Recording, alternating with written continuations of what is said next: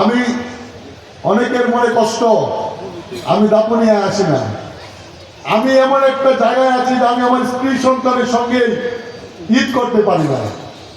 আমি আমার স্ত্রী সন্তানের সঙ্গে, আমার পরিবারের সঙ্গে রাতের ঘুম ছাড়া আমি দেখা করতে পারি না।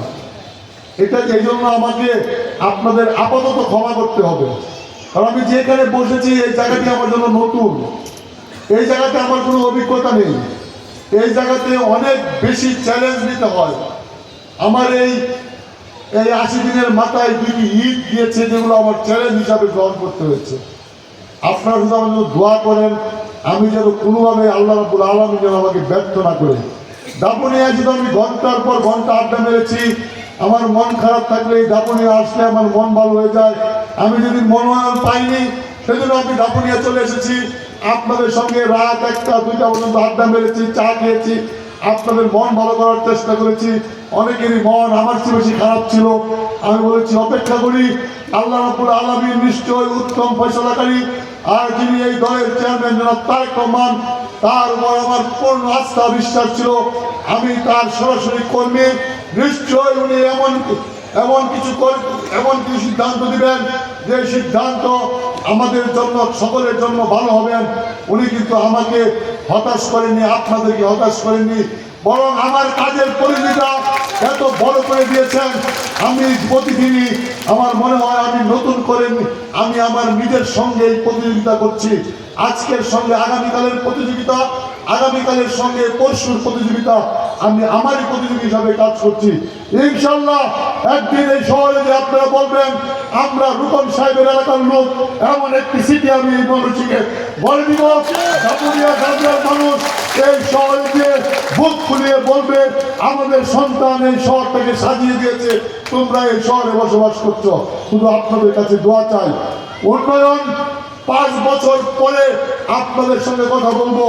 আমি ওদিনে বলেছি, আজকেও বলে যাই, আমি জীবিত থাকলে দাপুনিয়া গাড্রার কোনো রাস্তাঘাট ইনশাল্লাহ কাঁচা থাকবে না। আমি যেই শহরে থাকি, যখনই থাকি, মনে করবেন, অনেকেই মনে করেছেন আমি সিটির প্রশাসক, আমি ইউনিয়নে কাজ করতে পারবো না। মনে রাখতে হবে আমি কিন্তু জেলা বিএনপির সেক্রেটারি। আমার এই কাজটি করার সুযোগ অবশ্যই আমার আছে। নিজের কোতোয়ালির প্রত্যেকটা ইউনিয়নে ইনশাল্লাহ রাস্তাঘাট হয়ে যাবে।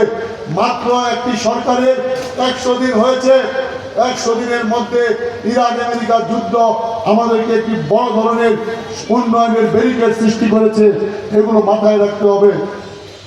অনেক লম্বা বক্তব্য হয়েছে, যারা আয়োজন করেছেন কষ্ট করে, বৃষ্টিতে আজকে বৃষ্টি হওয়ার সম্ভাবনা আছে। আমি শুধু আয়োজকদেরকে একটি কথা বলতে চাই, আয়োজন যখন করবেন তখন আপনি মেনে নিতে হবে যে সকল সফলতা সকলের, সকল ব্যর্থতা আয়োজনের, এটি মাথায় রেখে আয়োজন। আমরা যখন একটি অনুষ্ঠান যখন করতে যাই তখন আমাদের ভুল ত্রুটির অভাব হয় না। আরেকটি বিষয় আমাকে যেটি আজকে খুব বলাটা খুব বেশি জরুরি হয়ে গেছে, অনেকেরই ইদানিং আমি দেখি শরীরের মধ্যে ক্ষমতায় এসেছি এমন একটি ভাব কাজ করে মনে হয়। মনে রাখবেন, এটি তারেক রহমানের বাংলাদেশ, এমন কেউ কিছু করবেন না। এই 17 বছরে জেল কেটেছেন, মামলা খেয়েছেন, স্ত্রী সন্তানের সঙ্গে বাড়িতে থাকতে পারেন নাই, কিন্তু আজকে আপনি দলের জন্য বোঝা হয়ে গেছেন, জনগণের চোখে বোঝা হয়ে গেছেন। আপনি কিন্তু আমাদের সহকর্মী আর থাকতে পারবেন না।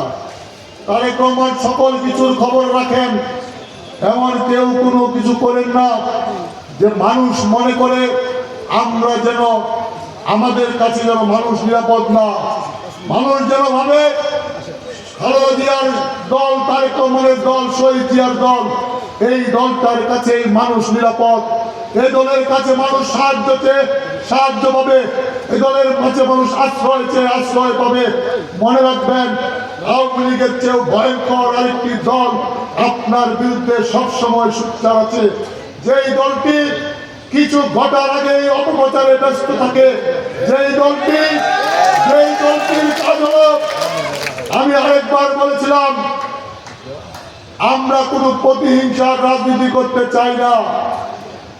তবে এটুকু মনে রাখবেন, তারেক রহমানের নামে অশ্লীল স্লোগান দিয়ে কেউ যদি দাপুনিয়া বাজারের পরিবেশ নষ্ট করেন বা ময়মনসিংহের পরিবেশ নষ্ট করেন, সেজন্য কিন্তু আমরা দায়ী থাকবো না।